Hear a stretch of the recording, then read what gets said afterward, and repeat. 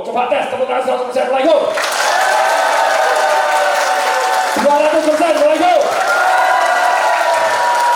Mari kita sambut dengan tepuk tangan meriah. Mr. Don Dakosa.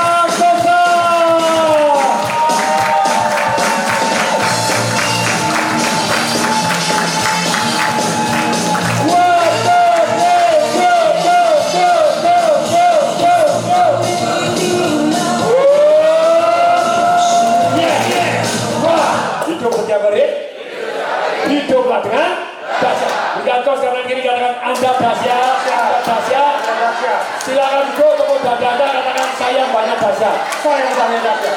Waktu dan tempat saya serahkan untuk Mr. Don Dakosa.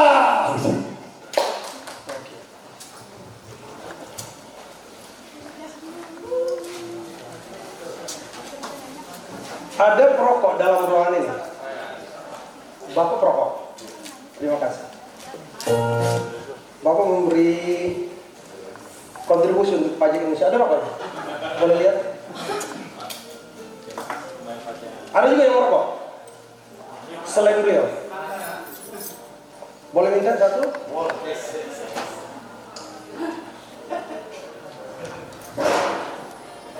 Bapak, maaf. Nggak boleh, Pak. Pak, nggak boleh. Kan kita ini di ruang ber-AC.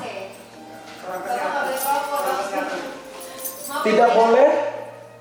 Tidak boleh? Nggak boleh dalam ruangan ini. Kenapa nggak boleh merokok? Ini ada peraturan, Pak. Karena peraturan kita tidak boleh merokok. Saya tidak boleh merokok karena peraturan. Terus karena apa lagi? Membahayakan kesehatan orang lain. Dan ini Kamera depan. Merugikan orang lain. ada penelitiannya. Kalau rokok pasif, yang saya tahu lebih berbahaya, Pak. Baik. Kata siapa? Ada datanya? Dari sini. Kenapa saya tidak boleh merokok dalam ruangan ini? Dari sisi mana? Kesehatan, Kesehatan ya. terus juga sebagai Kebakaran. Kan ada itu untuk turun. Jadi tidak boleh merokok karena merokok itu tidak baik di dalam ruangan dan di depan audiens. Yang kedua tadi yang bilang peraturan siapa? Peraturan juga. Pak Budianto 2 kali menjawab. Pertama tidak baik, yang kedua karena Peraturan. Tidak baik. Peraturan dulu, baru tidak baik. Peraturan tidak tertulis, Pak. ya. Jadi setelah penelitian yang dilakukan oleh guru saya tentang orang-orang sukses di Amerika, ditemukan bahwa kunci mereka hanya satu, yaitu attitude. Attitude ini bisa dilihat nggak? Benda abstrak atau benda nyata? Attitude. Setuju? Setuju? Kursi? Abstrak. Nyata. Lantai? Baik. Ada 2 hal di sini yang bertalian dengan hasil penelitian oleh guru saya. Dari attitude itu ternyata ada 5 cirinya. Yang pertama, kedua, dan ketiga tidak akan terlalu penting untuk sore ini. Yang paling penting adalah kita berbicara tentang karakter dan reputasi. Yang pertama adalah capability dan competence. Yang kedua adalah choices. Yang ketiga adalah karakter dan reputasi. Yang keempat adalah think out of the box. Dan yang kelima adalah winners take responsibility, loser lay blame. Yang pertama adalah bagaimana orang itu bisa memahami tentang skill dan kompeten. Yang kedua adalah pilihan-pilihan, choices. Ini kita tidak bahas saat ini, kita hanya bahas yang ketiga, tentang karakter dan reputasi. Suatu hari guru saya tiba di Singapura. Saat tiba di Singapura, biasa kalau kita ke luar negeri, itu orang pertama yang kita ketemu di bandara siapa aja kira-kira? Orang yang kita temukan di bandara selain keluarga kita siapa? Misalnya imigrasi. Yang kedua cleaning service, security. Selanjutnya apa? Di luarnya? Di luar dari bandara ketemu driver. Singkat cerita, guru saya dibawa ke satu tempat yang sudah disebutkan. Mereka pergi, mereka cek argonya nanti itu sekitar $10. Setelah sampai di sana berputar, sopir taksi ini lupa lokasinya. Sehingga hasilnya berapa? $11. Ketika guru saya membayar $11, dia hanya terima $10, dia menolak $1. Dia bilang, loh, di argometer kan $11. Dia bilang, Pak, legally saya entitled untuk terima $11. Tapi ethically saya hanya boleh terima $10. Kenapa? Saya sopir taksi, saya harus mahir di bidang saya dan menguasai medan saya. Karena ketidaktahuan saya, bapak ini jadi korban $1. Jadi saya tidak akan terima $1. Dan hari itu Henry sopir taksi ini menjadi teman setianya Steve Kera. Steve Kera penulis buku You Can Win. Buku apa? Teman-teman, kalau saya sebut judul buku, sebut ahli, baiknya ditulis. Kenapa? Karena kita berbicara harus ada referensi. Siapapun yang berbicara di panggung, di depan publik, harus ada referensi. Kenapa? Karena critical thinking pada bab kedua nanti yang saya sampaikan adalah tentang bagaimana referensi itu dipakai orang. Saya kan tanya tadi, Bapak bilang berbahaya. Penelitiannya bagaimana? Hipotesisnya bagaimana? Tesisnya bagaimana? Tentang rokok. Jadi harus ada dasarnya. Nah, sejak saat itu si Henry mewakili Singapura menjadi seorang pribadi yang benar-benar reliable. Pribadi yang memiliki karakter, bukan reputasi. Apa bedanya karakter sama reputasi? Halo? Ulangi, halo? Kalau saya satu kali begini, teman-teman tepuk 2 kali. 3 kali. Halo? Apa bedanya karakter dan reputasi? Reputasi adalah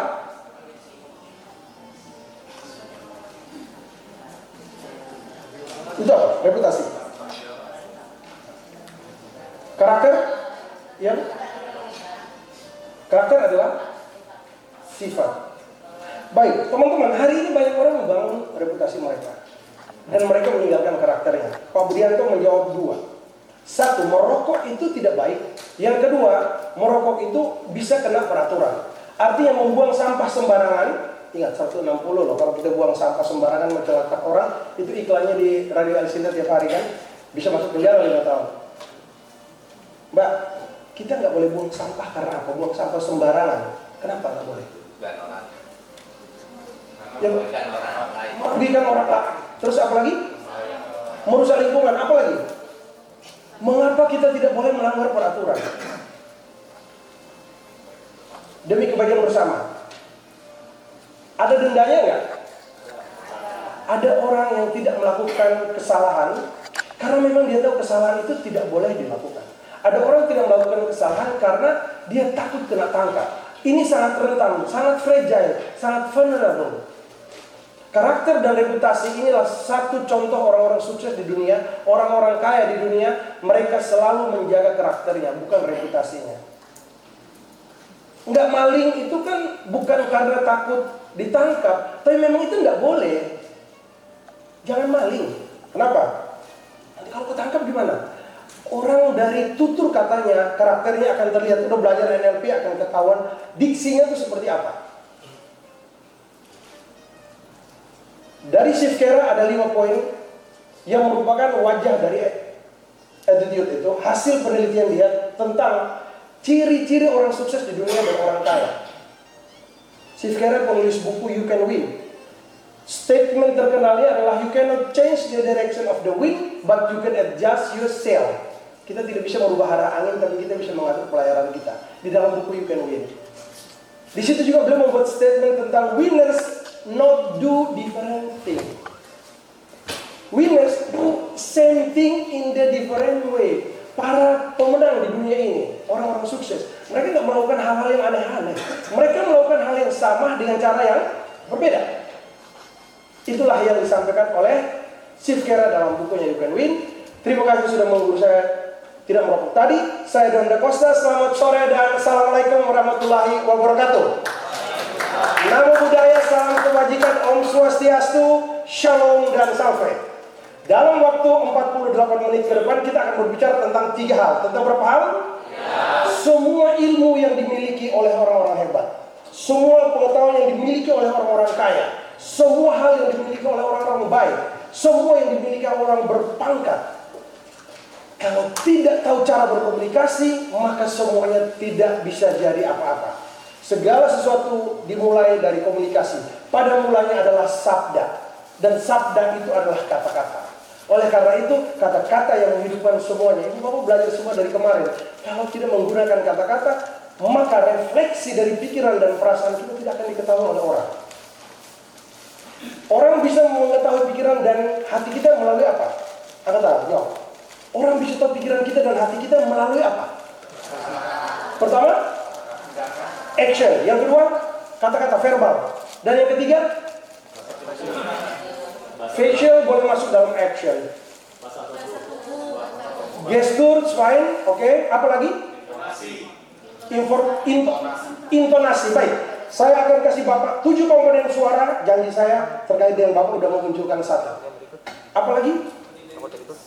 Apa? Body language, betul. Apa lagi? Fisik, action. Mari kita persempit ya. Ada 3 hal. Ya, orang bisa mengetahui pikiran dan hati kita hanya melalui 3 hal. Yang pertama adalah kata-kata kita. Yang kedua, kelakuan, gerakan. Jadi ekspresi itu kelakuan. Dan yang ketiga adalah tulisan, komandan, teman. Tulisan itu menggambarkan Bapak itu cara berpikirnya itu kayak apa, Ibu cara berpikir kayak apa, itu menilai kita. Nah, kalau belajar NLP, ketika kata-kata yang keluar dari lidah kita, orang akan menilai Ibu tipenya apa, Bapak tipenya apa. Ada orang naik motor, buang. Ada yang bilang, kurang ajar, biar celaka dia. Terus ada yang bilang, ya Tuhan, semoga anak itu nggak gitu. Terus ada lagi yang bilang, aduh, semoga anak itu nggak apa-apa. Statement yang keluar dari lidah kita adalah refleksi, gambaran kualitas hati dan pikiran kita yang sudah dibangun dari hari ke hari melalui makanan-makanan non-fisik. Dengan siapa ibu bapak berteman? Apa bacaan ibu bapak? Apa topik-topik yang dijalani setiap hari? Itu akan menciptakan diri kita seperti apa kita. Kita adalah apa yang kita makan. Kata siapa? 365 tahun sebelum Masehi, guru dari Tullius Marcus Cicero, murid dari Plato dan Socrates, siapa dia? Saya berpikir makanya saya ada, itu kata dia. Maka kita adalah apa yang kita makan. Kata Aris, teman-teman berbicara tentang public speaking, tolong dihafal banget bahwa kita hari ini berbicara ilmunya Aristoteles. Karena beliau mengajarkan tentang ethos, logos, dan pathos. Ethos, logos, dan pathos yang kemudian hari dikembangkan oleh Tullius Marcus Cicero. Datang ke sini Wilbur Scrum sama David Berlo sama Kincaid, mereka meletakkan dasar-dasar. Oh ya, sesi saya boleh catat sesuka-sukanya dan terserah. Tidak ada rahasia. Kalau 3 hal yang akan saya bicarakan dalam waktu 42 menit lagi ke depan, itu yang pertama kita lihat, ada tayangan slide saya. Di sana teman-teman akan melihat bahwa apa pentingnya. Ya, kita baca bersama-sama. 1, 2, 3. Ulangi, baca dengan keras ya yang ada di layar. 1, 2, 3.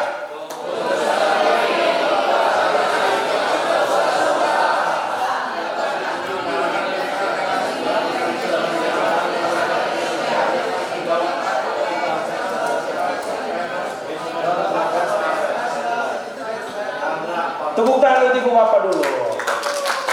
Slide yang kedua tentang apa? Kita lihat. Slide yang kedua, kita baca bersama-sama. 1, 2, 3. Kalau ibu bapak cukup beruntung dalam waktu 40 menit ke depan kita kupas tuntas 21 ini. Tapi saya ragu, tidak usah khawatir, masih ada hari esok untuk kita. Matahari tetap terbenam, dan hari ini pun meskipun matahari terbenam, besok masih ada matahari terbit. Kita masih ada punya hari, Pak Tung akan arrange supaya kita punya kelas public speaking 2 hari full, seminar setengah hari, 1,5 hari kita pelatihan supaya bikin ibu bapak betul-betul ketika keluar orang dari mana? Tung Desa Moringin, kelas Tung Desa Moringin. Siapa coachnya? Donda Costa. Boleh. Jangan sampai dari mana? Tung Desa Moringin. Kok kayak begini cara bicaranya? Teman-teman, kalau berinvestasi leher ke atas seperti ibu bapak lakukan sekarang, itu hanya investasi orang-orang cerdas. Orang-orang yang belum cerdas investasinya leher ke bawah. Ya leher ke bawah silakan dimengerti sendiri apa maksudnya. Orang leher ke atas, kita memasukkan $1 di dalam kantong kita, dia akan habis.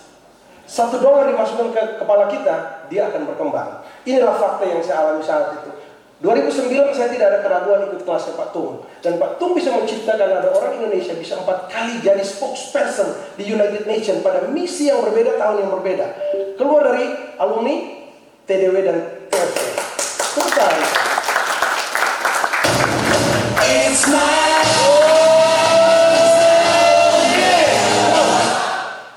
Pertama kita akan berbicara apa yang paling penting untuk berbicara. Kita akan berbicara apa yang paling penting untuk berbicara. 3 hal yang saya janjikan, 3 kapsul. Yang pertama adalah master. Yang kedua adalah on stage. Dan yang ketiga adalah showtime.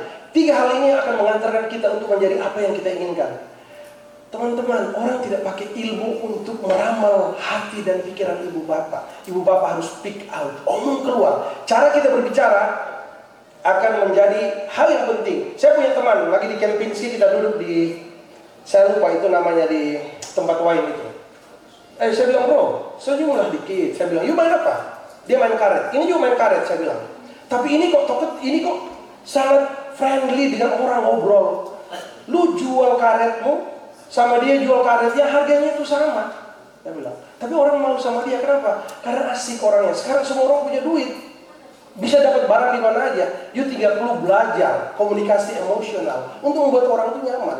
Hari ini orang nggak perlu cari teman, orang pakai WA aja udah dapat segala macam.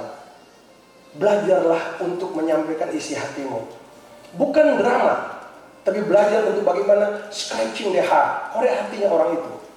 Kita punya modal, kita punya segala macam. Kalau nggak tahu komunikasi, ditinggal. Abang itu kan baik orangnya, ya tapi nggak nyaman duduk sama dia itu ya. Kita ngomong dia main handphone, kadang dia nyampaikan masalah dia di luar dari topik kita. Nah, dalam pilihan topik nanti kita akan dengar juga. Jadi teman-teman, 1, master, yang kedua on stage, dan yang ketiga adalah showtime. Ada di layar sana, kita akan lihat. Ada di layar sana, kita lihat. Screen, tolong diklik. Di situ mereka akan lihat bagaimana apa. Baca 1, 2, 3 yang ada di layar. 1, 2, 3. Maksudnya apa? Maksudnya apa? Appearance kita aja tuh orang sudah menilai kita. Apalagi 55% manusia di dunia ini adalah visual learner. 55 orang itu sudah pasti hasil penelitian Richard Bandler sama John Grinder. 55%, artinya kalau ada 100 orang dalam ruangan ini, maka 55 di antara mereka melihat apa yang diinginkan oleh mata, dikirimkan ke batang otaknya, diproses di sana untuk memberikan kesan dalam dirinya dia. Jadi dia hadir saja belum ngomong, orang udah menilai kawan ini bisa nggak dipegang omongannya. Satu contoh, saya punya teman, dia mau berbisnis miliaran, tapi dia jalan, soal sepatunya aja miring, jalan ke kantor, badannya kurang wangi. Saya bilang, bro, lu berbicara dengan miliar-miliar, datang yang enak, pakai pakaian bagus, good looking, well dressed gitu loh. Sepatu miring-miring, soalnya lu bicara miliaran. Bagaimana kredibilitas Anda dari appearance Anda, penampilan? Jangan ada bekas makanan di gigi, jangan. Datang telinga bersih, semuanya harum, bagus. Perempuan itu suka laki-laki yang pintar dan bersih dan wangi, gitu. Dan kaya tentunya, harus ya. Tapi maaf, kaya saja tapi baunya busuk juga teman-teman perempuan. Kita melayani coaching ya, melayani konsultasi banyak, nggak nyaman juga di rumah. Si abangnya tuh karena punya uang banyak, dia tuh seenaknya aja. Kadang tidur nggak sikat gigi, segala macam. Jadi akhirnya pasangan itu nggak nyaman. Tidak seperti begitu. Itu menyiapkan satu keretakan. Baik, kita lanjut ke sini. Ini diri kita adalah pesan yang hidup. Kita lanjut ke slide yang berikutnya. Siapa yang pernah menghentikan kendaraan di pinggir jalan? Pernah? Angkat tangan yang pernah? Taksi? Pernah? Bemo? Bus? Truk? Apa yang ditanyakan sopir pertama kali ke calon penumpang? Mau kemana? Mau kemana? Bicara? Pertanyaannya sederhana, biasa, simple, tidak luar biasa. Apa jadinya kalau calon penumpang menjawab terserah? Ya? Kalau perempuan tanya dibawa pulang. Bawa pulang. Oke, di sini. Apa yang pertanyaannya? Apa yang terjadi kalau calon penumpang menjawab terserah? Diajak keliling-keliling. Uangnya berapa? Uangnya berapa? Apa? Ditinggal. Ditinggal, nggak diambil. Teman-teman, dari hasil penelitian temannya Pak Tung, ada tiga jenis sopir taksi di dunia ini. Sopir taksi yang pertama adalah sopir taksi yang pemarah, seperti yang abang bilang. Dia banting pintu dan dia pergi. Ini calon penumpang bermasalah dengan pikirannya. Nggak jelas. Abang sana, Pak siapa namanya? Angga. Pak Angga, kreatif. Sopir yang kedua adalah sopir kreatif. Berapa budget yang Anda miliki di kantong Anda? Dia bawa calon penumpang itu. Bukan diturunkan ke tujuannya, tapi diturunkan sesuai dengan jumlah uang dan argo yang ada di taksi. Sopir yang ketiga adalah sopir yang menurut temannya Patung, penuh belas kasih, penuh pengertian.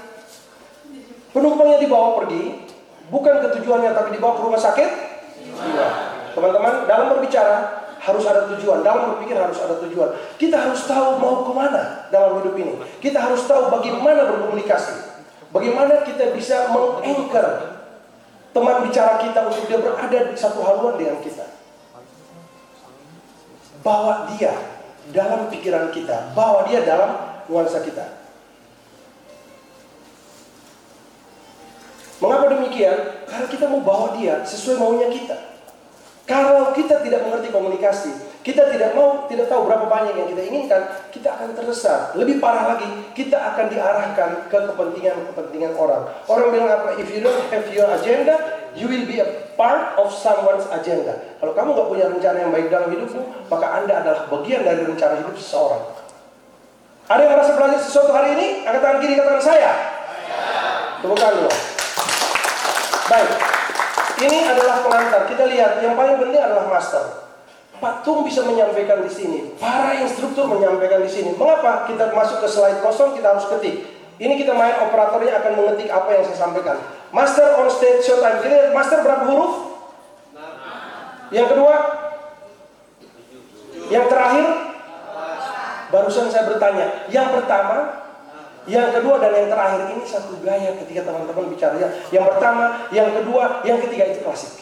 Di dalam sebuah rapat berbicara dengan kolega teman-teman, pakai gaya bahasa yang bagus. Dalam powerful words nanti kita akan temu ketepatan kata. Bagaimana tata bahasa yang diajarkan Boris Kera, Hans Buknayasin, Jus Bedudu sama Anton M. Mulyono, W.J.S. Purwodarminto, itu kita akan lihat dan kita dengar nanti. Kenapa? Karena itu yang kita pakai bahasa Indonesia. Baik, kita lanjutkan ke slide yang akan diketik oleh operator kita. Ini dahsyat. Master, ada 6 hal yang akan teman-teman dengarkan. Yang pertama adalah mastering your topic. Kuasai materi kita. Kalau nggak kuasai materi kita, boleh bicara nggak? Boleh nggak kalau kita nggak kuasai materi dan kita ngomong? Boleh nggak? Kalau dari kelas saya, kalau siapa tidak kuasai materinya, maka disinilah terjadi transformasi kepribadian. Teman-teman, belajar di kelas Pak Tung, melalui public speaking, kita belajar kepribadian. Do not say anything if you don't know. Jangan bicara kalau Anda nggak tahu, karena informasinya 0 nilainya. Orang nggak butuh. Mbak, ada kecelakaan tadi di sana. Mbak nanya saya lagi. Saya mau, Mbak, ada kecelakaan. Katanya di sana. Iya, katanya di situ. Nah, siapa yang beritahu? Tadi Mbak yang lewat sini tadi ini. Korbannya siapa? Kurang tahu juga. Ini kan orang ngawur kan. Nilai informasi itu tidak ada. Nilai informasi tidak ada. Jadi kalau tidak tahu, jangan ngomong. Diam aja. Kenapa? Orang akan lihat, Ustaz, habis keluar dari kelas Patung, ada transformasi kepribadian nih Bapak Pino. Ya memang pelajaran untuk kepribadian lah di sini nih. Jadi jangan ngomong. Karena apa? Nanti dibilang cometan. Mau di warung kopi segala macam, jangan ngomong kalau tidak kuasai. Berilah tanggapan itu ketika kita tahu. Kalau ditanya ini gimana? Saya dengar juga, tapi saya nggak mungkin Mas yang bicara. Kalau untuk kasih tanggapan, saya kurang paham dengan topik ini. Jadi jangan ngomong-ngomong seperti orang bilang apa. Mas ini cerita tentang sepak bola. Dia penggemar bola 10 tahun. Mas ini pemain bola sudah 20 tahun. Dia bercerita mengoreksi tentang Messi sama Ronaldo. Setelah dicerita baru orang sana sikut dia. Mas itu tuh pemain nasional yang dulu dari provinsi. Dia tidak mapping. Teman-teman, kita punya informasi sehebat-hebatnya kita. Itu yang pertama adalah mastering your topic. Yang kedua adalah mapping. Yang kedua adalah apa? Kenalilah siapa audiens kita. Mapping ada 2, self mapping sama audience mapping.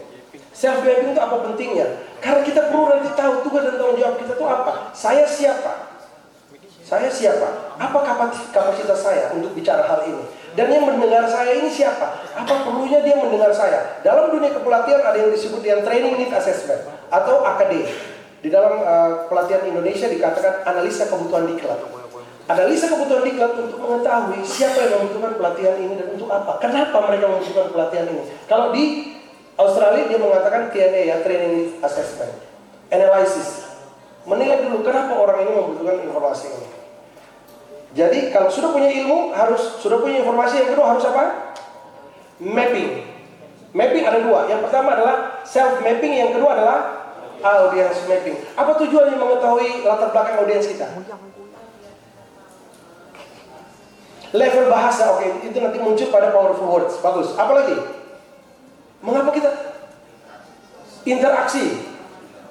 Oke, untuk mengetahui pemahaman audiens kita. Baik. Apa lagi? Untuk mengetahui kebutuhan audiens. Apa lagi? Mapping audiens itu sangat penting. Pemetaan. Harus tahu dia itu siapa. Yang sama di pemain BB kita aja bicara masalah si review yang nggak nyambung toh. Jadi mapping penting ya. Tujuannya apa? Karena ada yang namanya role and responsibility sebagai seorang pembicara. Apa? Role and peran dan tanggung jawab pembicara. Peran dan tanggung jawab pembicara kita harus lihat dari status kita. Status itu apa ya? Status itu apa? Bahasa Indonesia ya, status ini bahasa Indonesia. Status kewajiban. Apalagi yang lain? Status itu apa? Identitas. Yang status adalah seperangkat hak dan kewajiban yang dimiliki oleh seseorang. Status adalah seperangkat hak dan kewajiban yang dimiliki oleh seseorang. Statusnya ayah, maka dia punya hak, dia punya kewajiban. Statusnya adalah suami, maka dia punya hak dan kewajiban, betul. Statusnya adalah trainer, maka dia punya hak dan dia punya kewajiban. Statusnya adalah istri, dia punya hak dan kewajiban. Lalu peran itu apa? Role. Peran adalah tugas, bagus sekali. Itu sinonimnya. Kalau definisinya, peran adalah sesuatu yang harus dilakukan.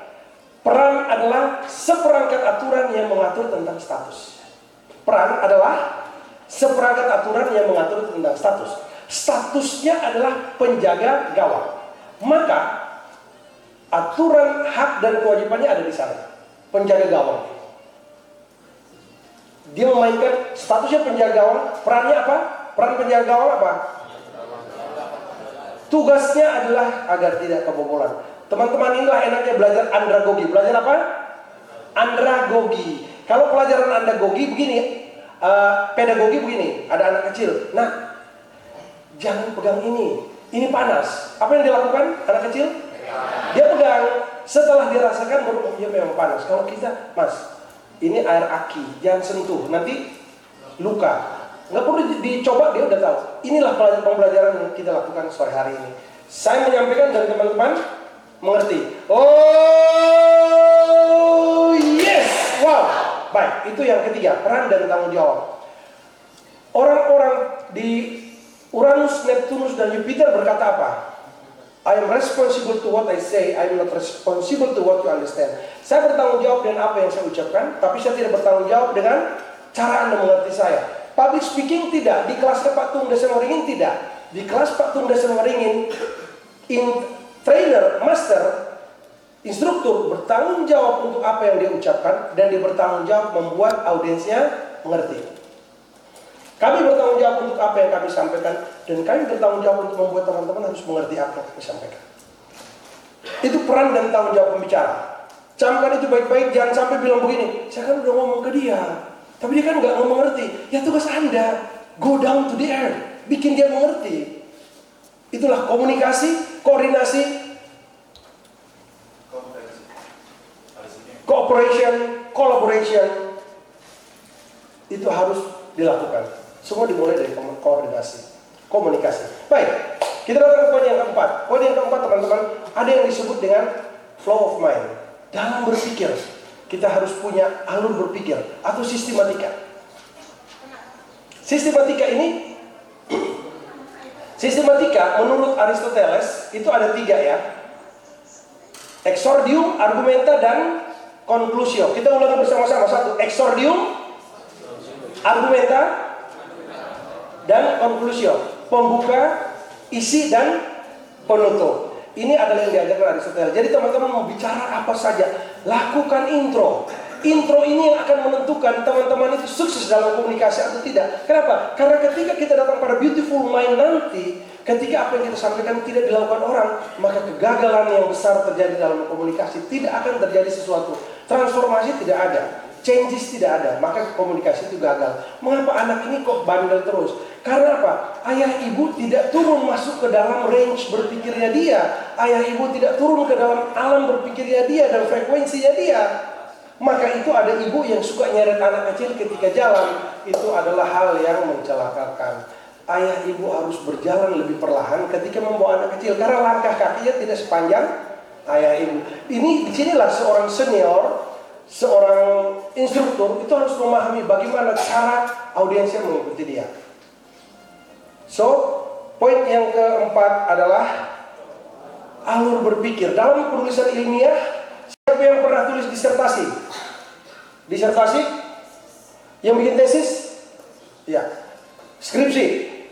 Apa aja deh, makalah. Ada yang namanya pembukaan, isi dan penutup. Sistematika, orang bilang tata urut. Dalam berbicara harus ada tata urut. Sehebat-hebatnya ente, sekaya-kayanya ente, tapi ngomongnya nggak keruh-keruh kayak tupai loncat, orang tuh nggak nyaman bicara sama ibu bapak. Apalagi semua orang di dunia ini bisa diganti. Apa? Semua orang di dunia ini bisa diganti, whoever they are, kecuali orang tua. Betul? Kecuali saudara kandung, ya kan? Dan bagi rumah tangga yang harmonis, otomatis suami istri tidak bisa diganti, ya kan? Ya karena kita melakukan pilihan yang cerdas, kita pilih orang cerdas. Kalau kita kita pilih orang yang salah sehingga kita kemudian macam-macam. Baik, alur berpikir sangat penting dalam pembicaraan.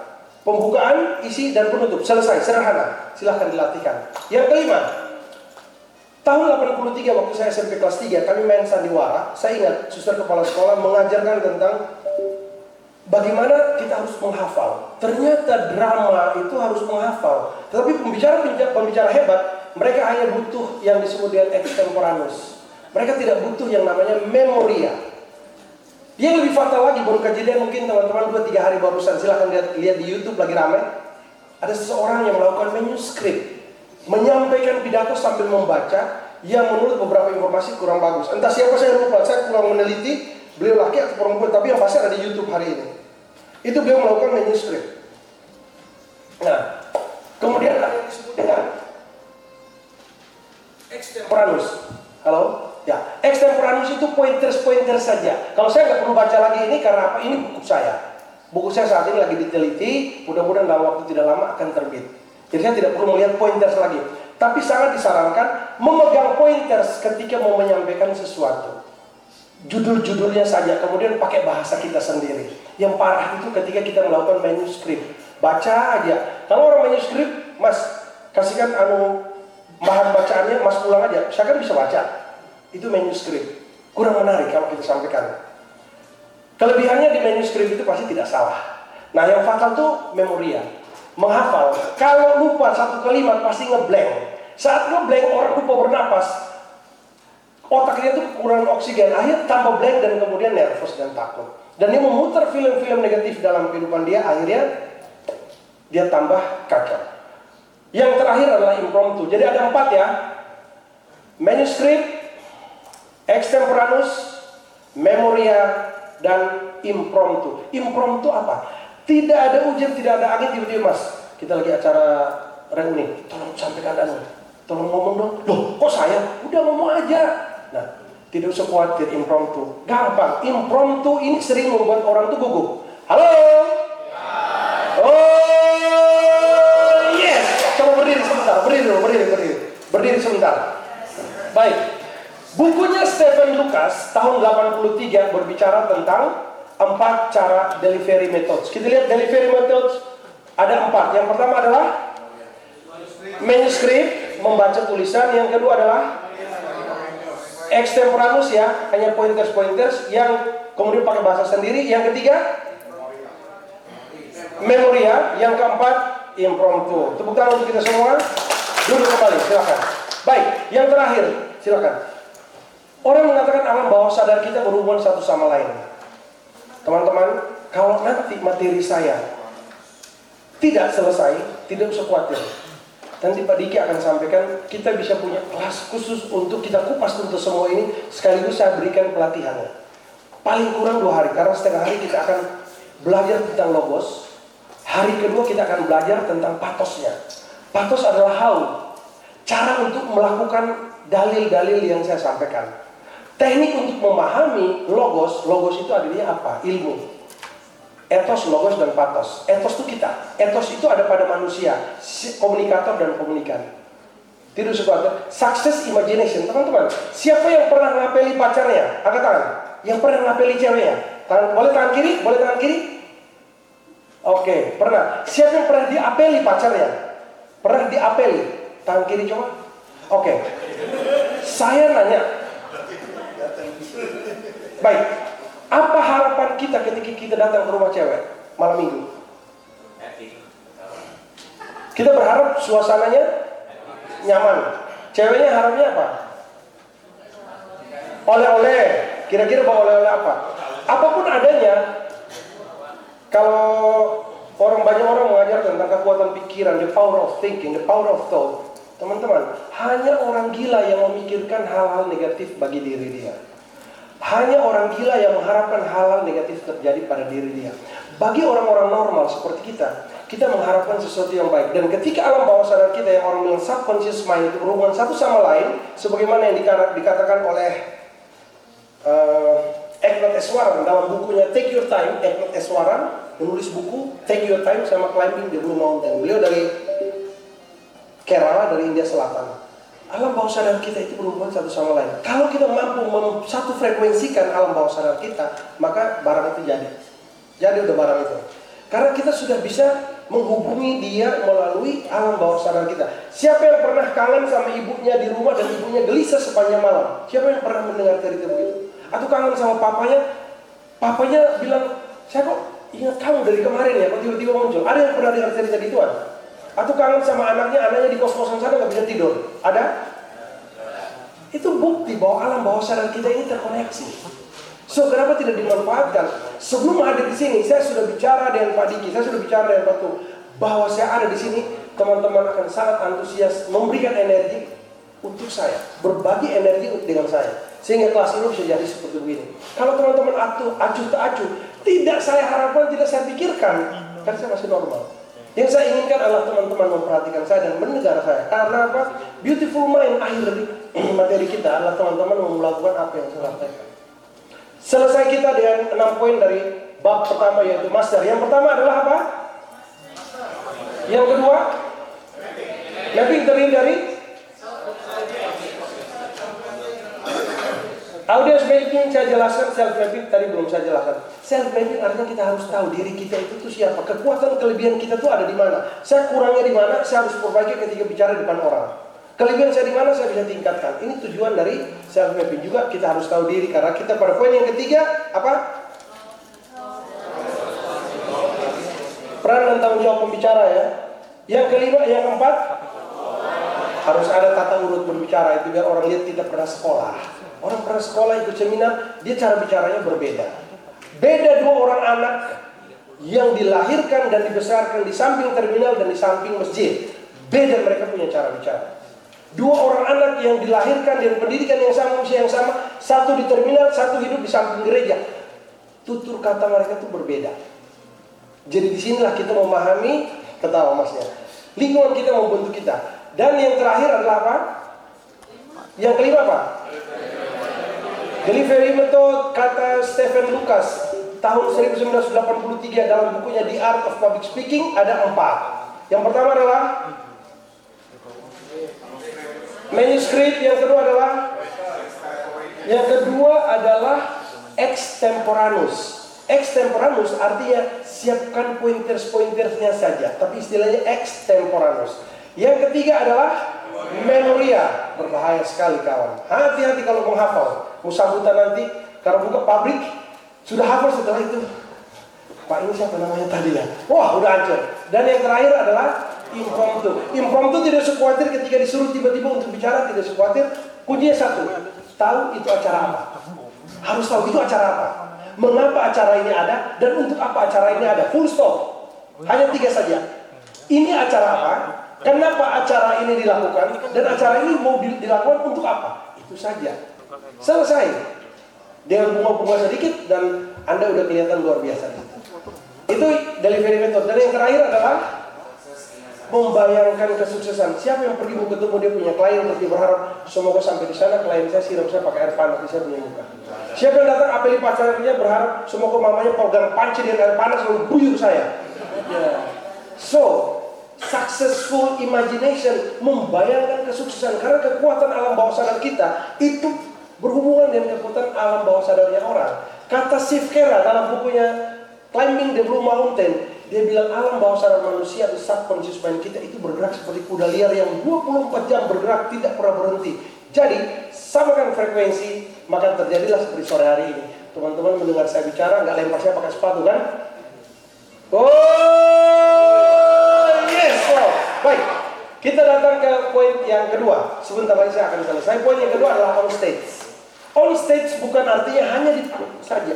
On stage artinya kita berada di tempat di mana kita akan memainkan ilmu kita bersama dengan kawan bicara kita. Bersama dengan siapa? Setelah mengikuti kelasnya Don Da Costa, mohon di lidah teman-teman tidak ada istilah lawan bicara. Lawan bicara adanya di mana?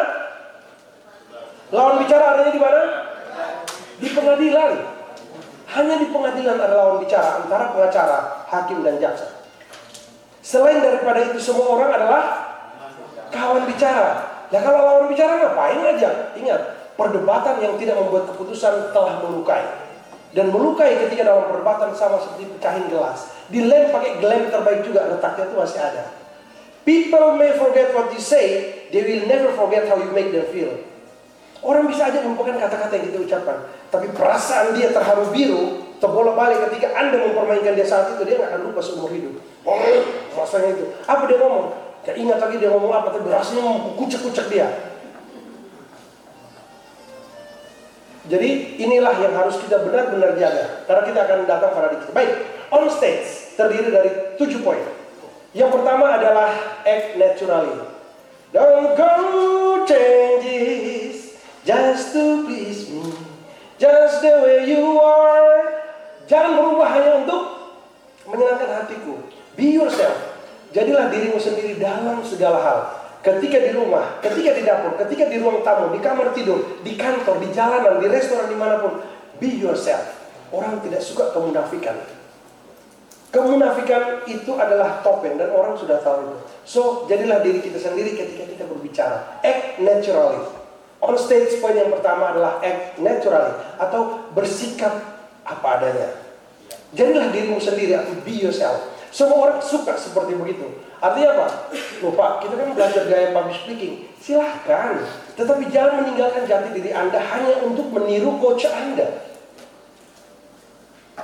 Itu jadi role model, silahkan aja. Saya belajar semua dari Pak Tung. Tetapi gaya saya adalah gaya saya kan. Gaya saya adalah gaya saya. Body language saya tidak saya ikut seperti yang dilakukan Pak Tung. Karena body language itu adalah sebuah pengejah wantaan, refleksi dari hati nurani saya, dari jiwa saya. Sehingga saya harus sampaikan diri saya apa adanya. Poin yang pertama dari on stage adalah act naturally, bersikap apa adanya. Setuju? Jangan bikin-bikin kalau ngomong. Jangan dibuat-buat, jangan meniru-niru, orang gak suka. Poin yang kedua adalah body language. Body language dilihat, body language ini kita tangkap pakai telinga, pakai mata atau pakai lidah. Mata, oh berarti visual receiver. Teman-teman, sebuah buku pernah mengatakan bahwa 82% sebuah pesan itu bisa diterima karena menggunakan visual. Jadi body language perannya 82%. Auditori hanya 8%. Auditori itu hanya 8%. Kontennya 10%. Bayangkan, sebuah pesan, kontennya orang hanya kasih perhatian 10%. Untuk menegaskan, body language ini tujuannya untuk emphasize, untuk menegaskan poin-poin yang kita sampaikan. Ketika kita berbicara bahwa saya mencoba mengecilkan materi ini adalah materi 3 hari. Materi berapa hari? Tapi saya coba untuk saya squeeze, saya kecilkan buat teman-teman dalam waktu 42 menit. Nanti kita akan melihat bahwa tingkatannya ini, pada pemahaman ini, pemahaman yang disebut dengan logos dulu. Di dalam taksonomi Bloom, teman-teman, bagi orang-orang yang belajar pendidikan, Taksonomi Bloom, pertama kita itu harus mengingat dulu. Kemudian kita mengerti. Lalu kita mempraktekkan. Kemudian kita mengevaluasi, lalu kita membuat terobosan. Jadi tahap ini, dan tahap ini. Dalam berbicara, menggunakan body language, giring dia untuk dia bisa mengikuti apa yang kita sampaikan. Kalau saya bilang kalau dipadatkan, ada gambaran. Ketika saya bilang bahwa tingkatan dari taksonomi Bloom, ini saya lakukan biar teman-teman ada gambaran. Itulah gunanya body language. Body language kesimpulannya adalah semua yang terlihat oleh mata dari dia yang memberi pesan. Itulah body language. Semua yang terlihat oleh mata dari dia yang memberi pesan. Saya mau tanya, apa yang terlihat oleh mata? Dari saya, sekarang ibu bapak melihat saya memberi pesan. Gerakan tangan, apa lagi? Oh, dia mengatakan outfit, oke. Aksesoris, apa lagi? Ekspresi, apa lagi? Nanti kita masuk ke 7 komponen suara. Kalau beruntung, kalau waktu saya nggak habis, itu ada 7 komponen suara. Body language. Semangat nanti ada. Setelah ini, poin yang ketiga dari sini kita muncul kata semangat. Apa lagi? Eye contact. Apa lagi? Engage mata kita itu di dalam banyak orang. Bukan begini ya ibu. Baik ibu bapak, selamat sore. Sore ini saya akan berbicara tentang rencana kita akan piknik dan itu kurang ajar namanya. Itu sapu-sapu. Orang timur bilang sapu-sapu. Engage, kontak matanya 1 detik. Untuk memastikan bahwa we are together. Bukan sapu-sapu. Lihat wajahnya. Lihat dia sedang sama kita ada atau tidak. Karena kita melakukan kalibrasi. Oh yes. Baik, itu body language. Gampang ya. Cara berdiri, cara bicara. Ibu bapak nanti ke pesta itu loh. Jangan kalau foto juga ibu-ibu pegang tas terus berdiri begini. Jangan. Ibu-ibu sudah tahu dia atur berdirinya ya. Kaki kiri di depan, terus tangannya jangan bagaimana. Lihat kalau di situ ada tangan yang seperti begini berarti dia lebih sini, jangan ikut-ikutan ya. Ibu-ibu begini. Itu sudah diatur, ada protokolnya.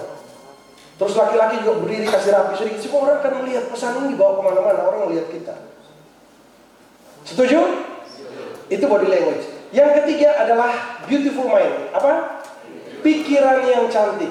Beautiful mind tidak berbicara tentang seberapa canggih kata-kata yang kita gunakan. Beautiful mind tidak tentang seberapa hebat istilah yang kita pakai.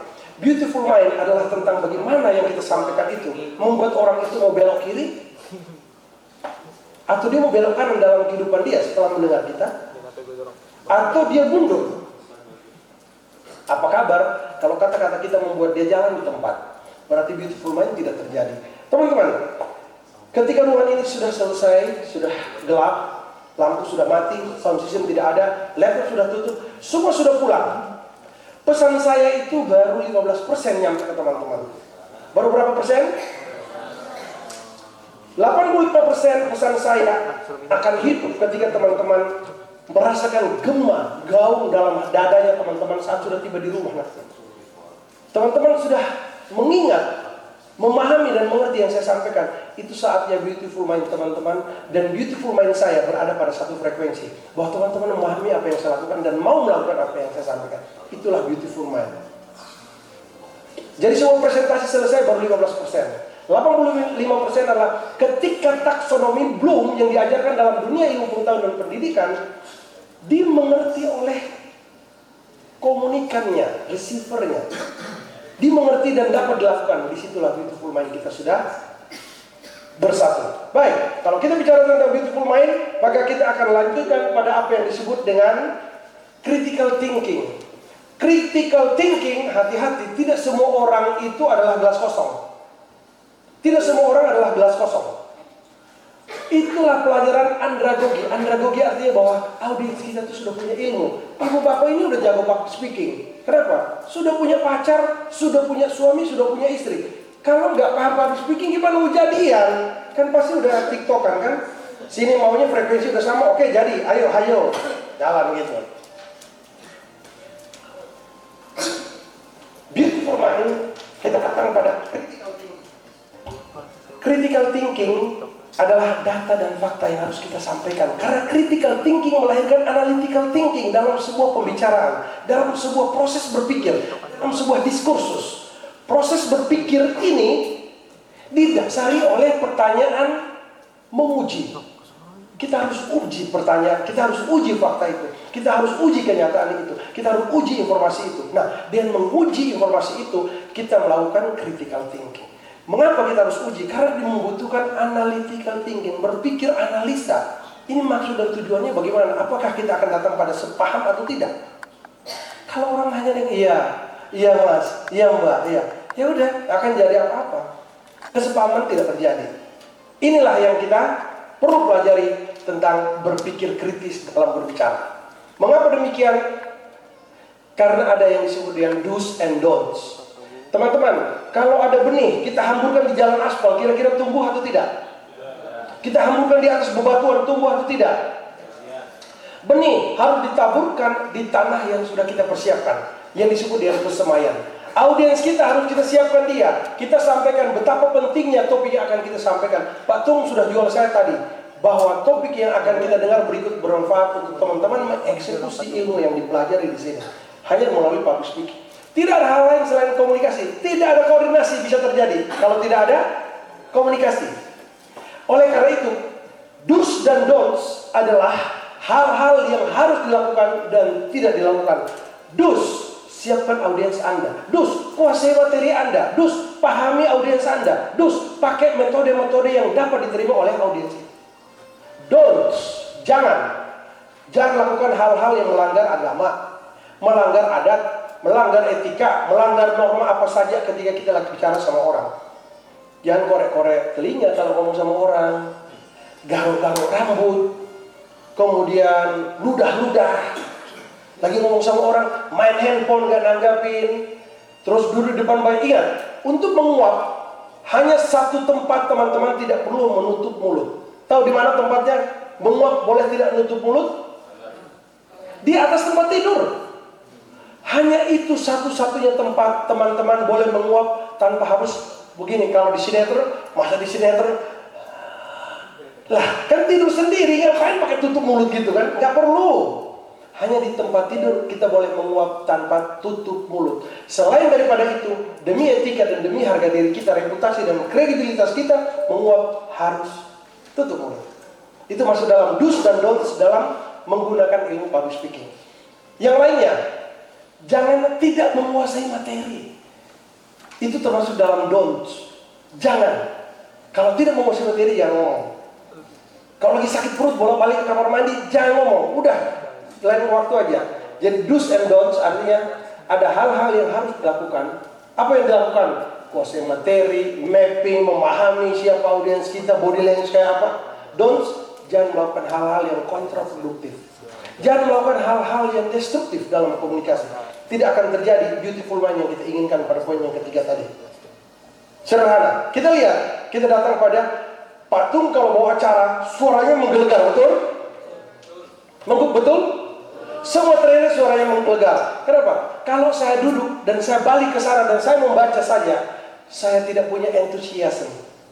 Sudut datang sama dengan sudut balik. Sudut pantul sama dengan sudut datang. Kalau saya antusias ke teman-teman, maka teman-teman antusias ke saya. Mari kita lihat poin yang kedua adalah entusiasme. Teman-teman, kenapa ini kami jaga di kelasnya Pak Tung? Karena ini adalah bentuk rasa hormat kami kepada Anda. Kalau trainer tidak hormat kepada audiensi yang sudah keluarin duit datang di sini, sudah menginvestasikan waktunya datang di sini. Ini bukan berkorban waktu ya, kita rubah. Menginvestasikan waktunya, menginvestasikan uangnya, menginvestasikan sesuatu di kepala leher ke atas. Maka kami harus memberikan sikap yang benar-benar memberikan perhatian ke ibu bapak. Bukan kami seenaknya menunggu waktu selesai untuk menggagalkan kewajiban. Tidak. We are responsible to what we say, and we are responsible to make you understand. Baik, entusiasme sangat penting di mana saja.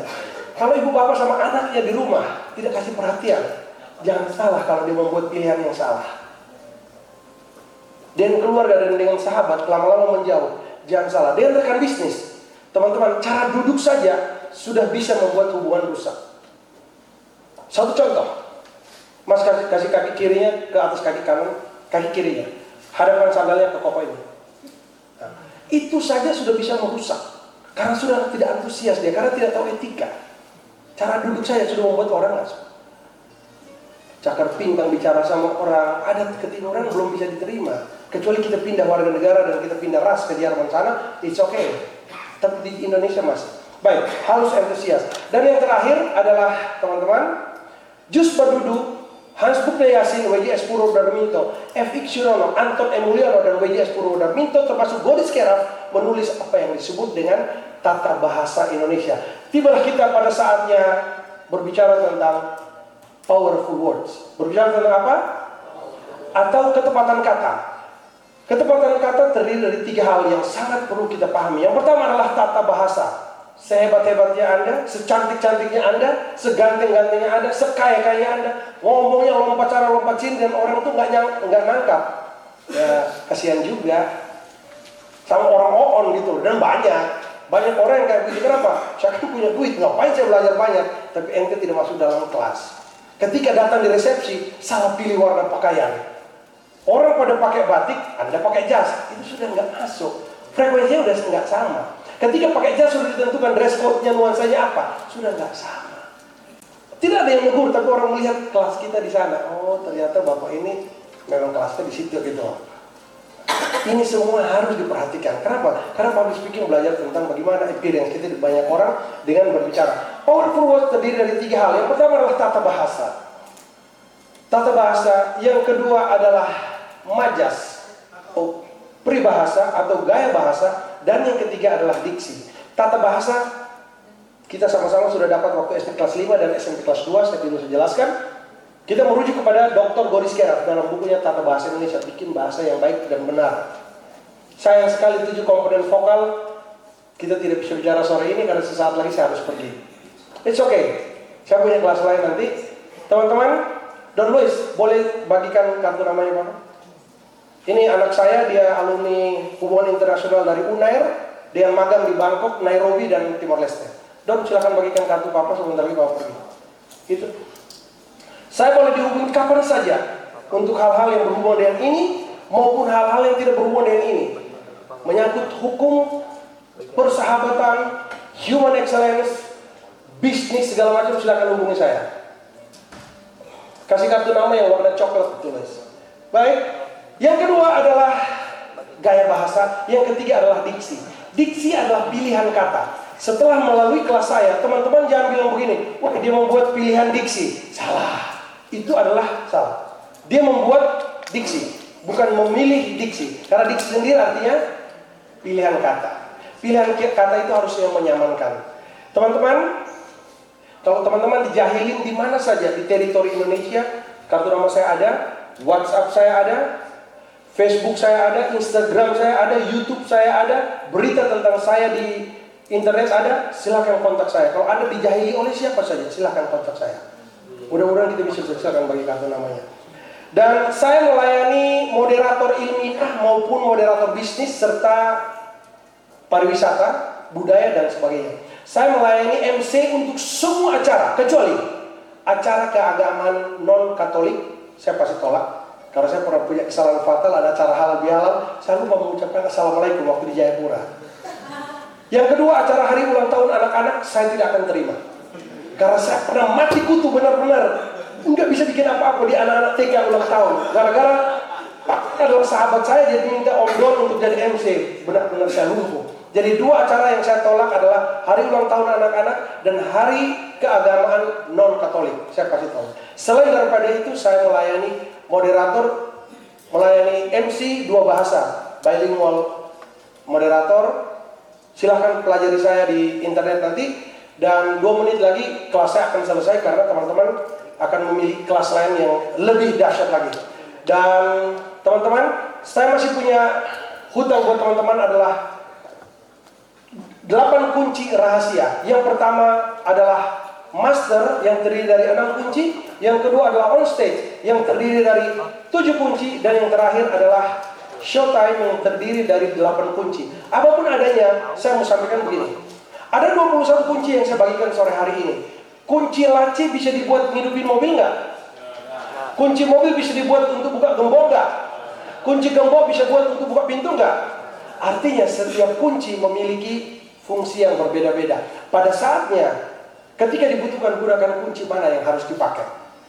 Baik, untuk 2 menit terakhir, saya akan melompati semuanya. Saya akan memberikan yang namanya 7 komponen suara yang sangat penting dalam kehidupan kita. Untuk 7 poin lainnya di dalam bab yang ketiga, itu hanya tata urut saja yang pengulangan. Mari kita ulangi sekali lagi.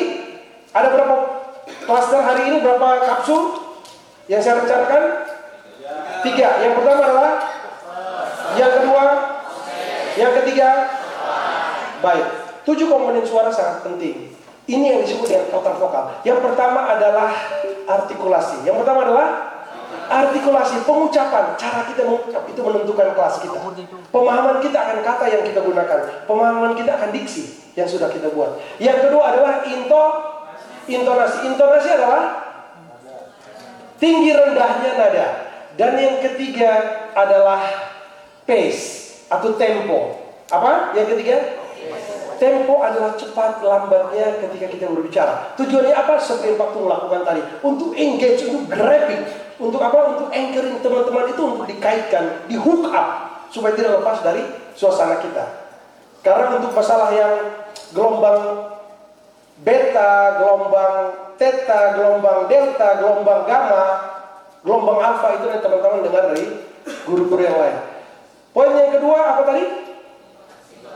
Yang ketiga? Yang keempat? Yang keempat itu pause. Dalam waktu 1 detik, setiap manusia normal menerima 11.000 input masuk ke dalam diri dia. Berapa ribu? Dan kita tidak bisa menyaring semua, hanya 20% bisa kita saring. Oleh karena itu, kasih jeda 2, 3, 4 detik biar orang itu mengolah informasi itu. Karena sistem talamus di batang otak kita itu tidak sesederhana apa yang kita pikirkan. Kasih kesempatan mereka diam, berpikir untuk mencerna omongan kita. Itu yang disebut dengan jeda. Disebut dengan apa? Jeda. Oke, powerful word kita udah masuk ke ini Mas. Kita udah masuk ke 7 komponen suara di bab 3. Saya lompati yang 6 poin. 7 komponen suara. Yang pertama adalah, yang kedua adalah, yang ketiga adalah, yang keempat, yang kelima adalah volume. Teman-teman, ada orang berbicara di kantin, di rumah makan, di meja dekat Anda, teriak-teriak, pernah? Cerita keras-keras di sana, kedengaran? Suka nggak teman-teman dengar mereka ngobrol? Nggak kenal, tidak ada hubungannya dengan kita. Teman-teman senang nggak? Tidak senang. Mulai hari ini, setelah keluar dari kelas ini, berubah. Jangan bicara hal-hal yang bukan urusan orang sampai mereka dengar. Berbicara secara profesional dan elegan. Kalau hanya 2 orang bicara 2 orang, 4 orang bicara 4 orang. Gak perlu satu ruangan ini dengar kita semua. Cukup jelas ini masalah volume. Bunda Teresa pernah mengatakan, kenapa orang itu Bakalai itu suka berteriak-teriak. Teman-teman tahu? Kenapa orang bertengkar itu suka teriak-teriak kalau Bakalai? Tahu kenapa? Hati mereka jauh. Makanya mereka tidak bisa dengar. Coba kalau hati mereka dekat. Kalau cinta itu ada, tidak perlu nada, tidak perlu irama, tidak perlu kata-kata bahkan melodi. Biarlah kita berjalan dalam diam. Karena gerakan di sana sudah merupakan bahasa. Betul? Itu kalau cinta ada, kenapa harus berteriak lagi? Masa lagi kencang terus ngobrol, ya kan nggak pas.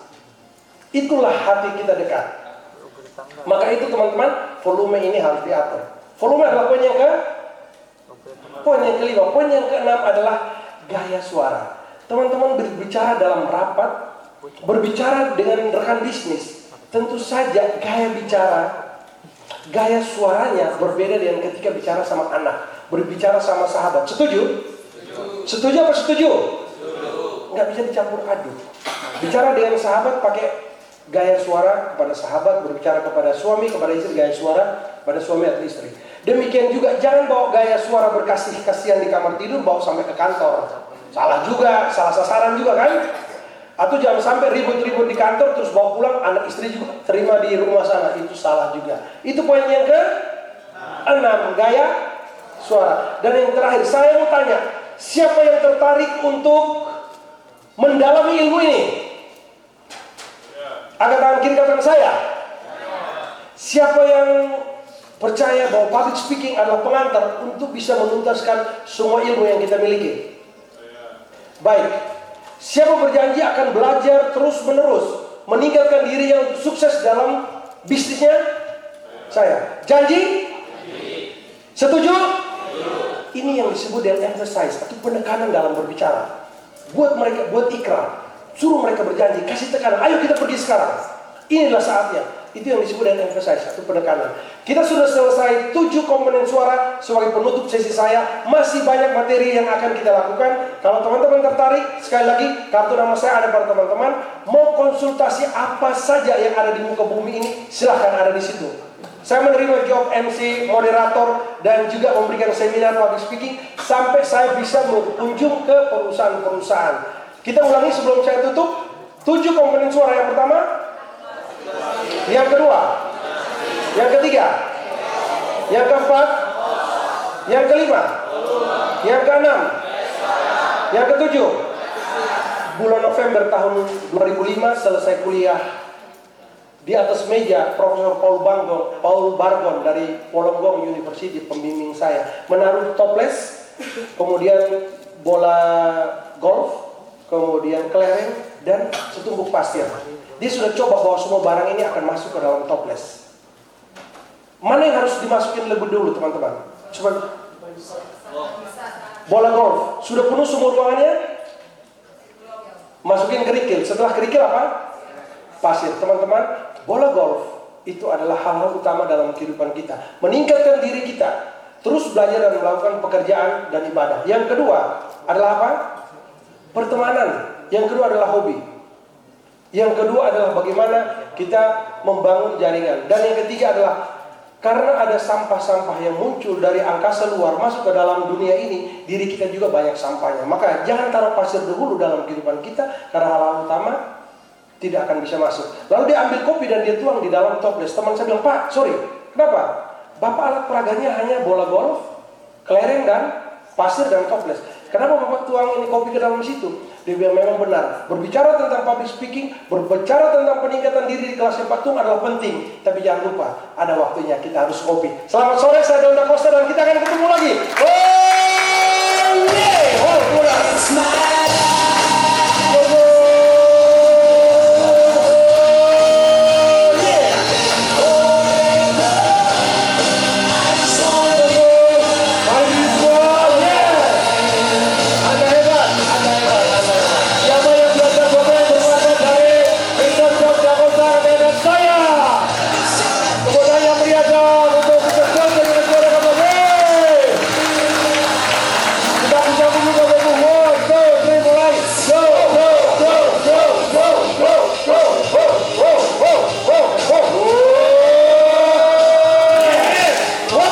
Hidup setiap hari, hiduplah dengan dahsyat.